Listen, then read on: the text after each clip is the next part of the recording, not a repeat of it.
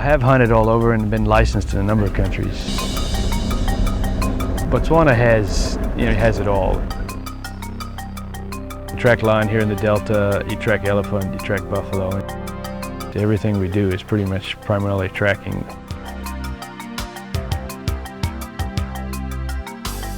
I'd never been to the Okavango Delta before, and I had no idea how Rann Safaris and Jeff would hunt the African elephant. I knew that they do it the old-fashioned way. They get on the tracks, they pick them up, and they walk. We also saw that there are so many elephants here that we didn't even need to do that. We'd come around a corner and there would be a herd of bulls off in the distance, and we'd take off on foot and walk right up to them. It is undescribable to be able to get that close to an animal that's 16,000 pounds. His trunk weighs 400 pounds, holds 2.5 gallons of water, and has 100,000 muscles in it. And he can apparently reach down and pick up a grain of rice. 8 tons of just this giant beast. You can't hear them with those big pads, and they just slowly go through the forest. And we get to see this up close and personal. And that's what the African safari is really all about.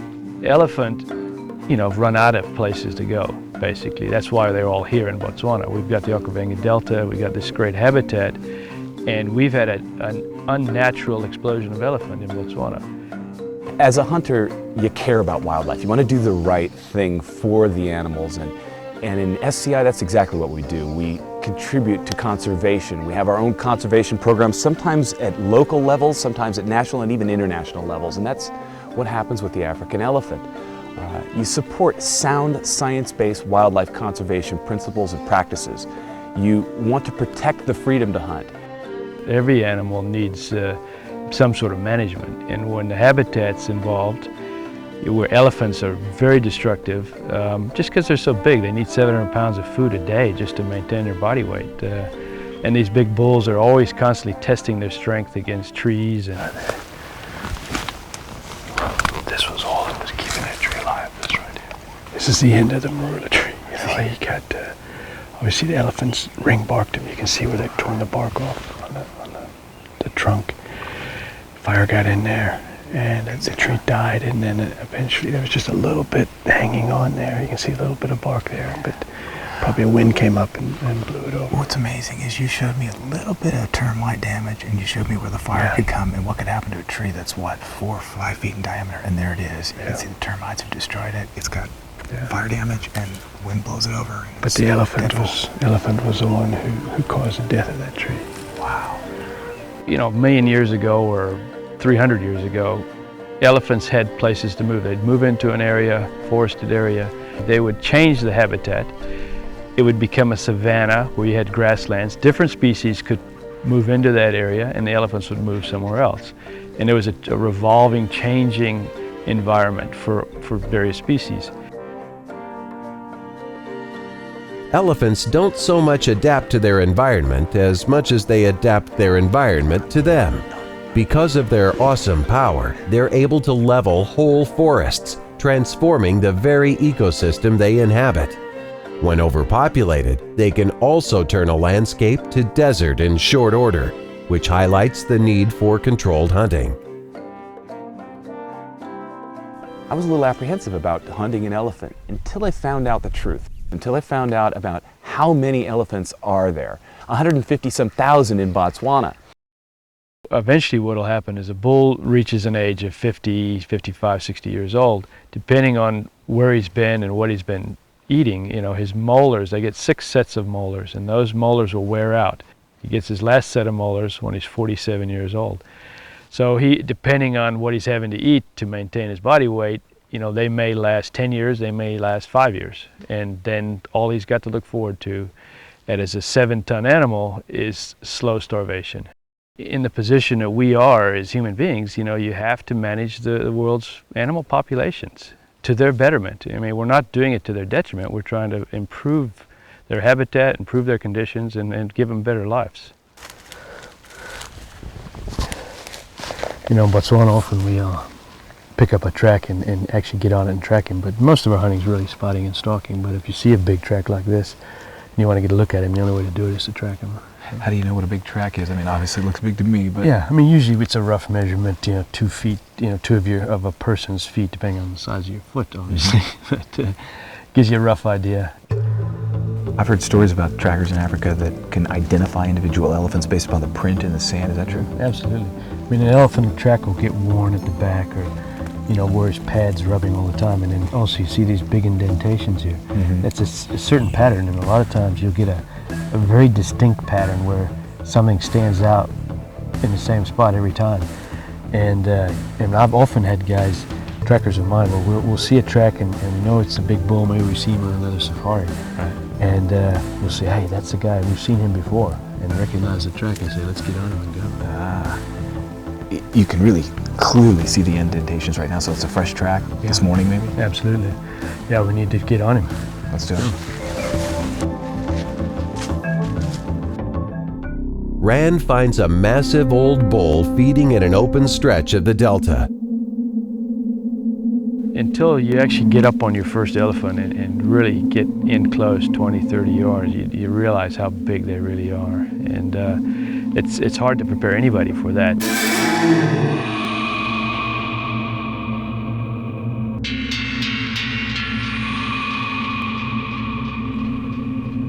Elephants possess an acute sense of smell and hearing, so approaching with caution is always advisable.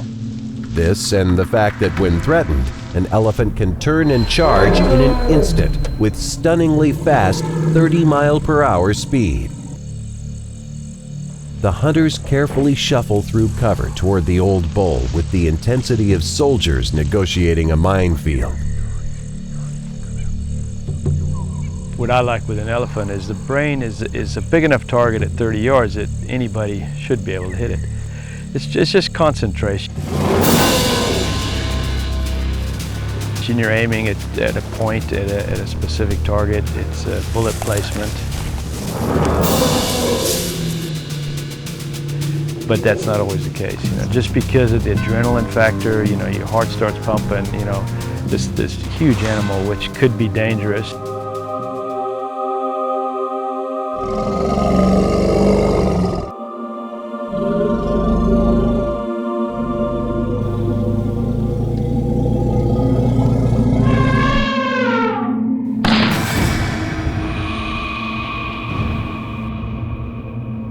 And try and do it with one shot. I like to do the brain shot because as a professional hunter, I know immediately the results. Hey, hey, hey, hey, hey, hey, hey.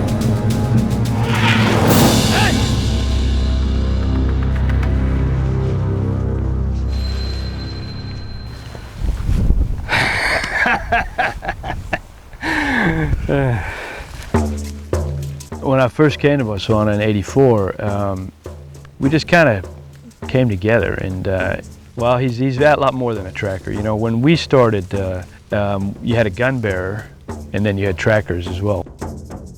But his real purpose is not to shoot, if I've got an empty gun, is to hand me a gun that's fully loaded, and then he'll reload my gun. And that's what a true gun bearer does, and his real purpose is for hunting dangerous game. Unbelievable. Congratulations. That was great. I'm glad you're here. You like that, huh? Oh, that was glad fantastic. You and SCI were here to share this, because we talked about it. I went in, for a brain shot, but he heard something. We got in so close, which you need to do for a brain shot, but he whirled around and all I had was that frontal, which is probably the toughest of all the brain shots. He steadied himself after that head shake, gave me a perfect shot, and I was close enough. And we're using the right equipment. A 577 Nitro Express made by Holland & Holland. Big time Safari Club supporters. Tell me about the gun. It's a beautiful gun. It's a side lock, as you said, 577 Royal. It's the right gun for hunting elephant. I also use that other 505 Gibbs, right, made by John Bollinger, also a big time safari supporter. Fantastic rifles. Unbelievable to watch. And this is an old bull too. I mean, as anyone knows, an old bull's going to reach a point where he's not going to be able to feed himself. He's going to slowly starve to death. What better way to go?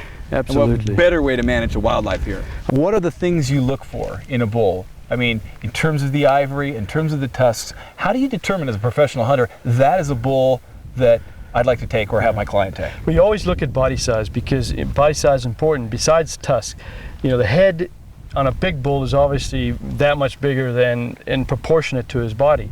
And the ivory comes up right here, just above the eye here. That's where the ivory ends. So you've got a big head, you're gonna have quite a bit of ivory inside. This bull will probably have more ivory inside his head than he's actually got out. And he's got some good circumference. He's got some weight to him. Heavy weight, thick tusks, and worn. I mean, he's broomed both those tusks down. Like I said, he's an old bull. His molars, he's on his last set. He gets those when he's 47 years old. When those wear out, the only thing he can look forward to is starvation. There's no predator in the African bush that can take a big bull down, except man. And taking these old bulls like this out of the herd just is protecting the species, really. It's allowing the herd to continue to reproduce, the younger bulls get their chance, and he doesn't die of starvation. Exactly. You know, as you know, male-female birth rates are about equal. There's always surplus bulls in any population, and he'll gets to an age where he doesn't come into musk. You know, we talked about that a little bit too, and where they have that musk coming down out of that musk gland, and he's not in musk at all. And these older bulls will come into musk every 4 or 5 years. You know, where a young bull comes into musk every year. So he's past his prime. He's done his job, and now we need to do ours and get him out of here. That's great. Let's do it. Thanks, Mike. Thank you. I really appreciate everything you've done for me. This has been a great hunt.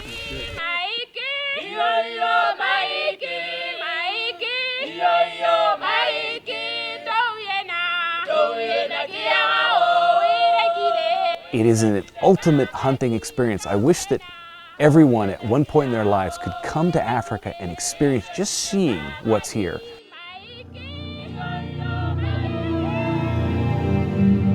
It's just a perfect place. I mean, look at our weather. It's 70 degrees, you know, at nights maybe 50. Bright skies, never rains. And to see 20 or 30 different species on one trip and have the opportunity to take dangerous game, you know, I just think it has to be seen to believe it. And I'll tell you, I've never had anybody that's come here once and said that they wouldn't come back. It is something that I hope that I'll do for the rest of my life. It was a great day. Every day is a great day. It really is.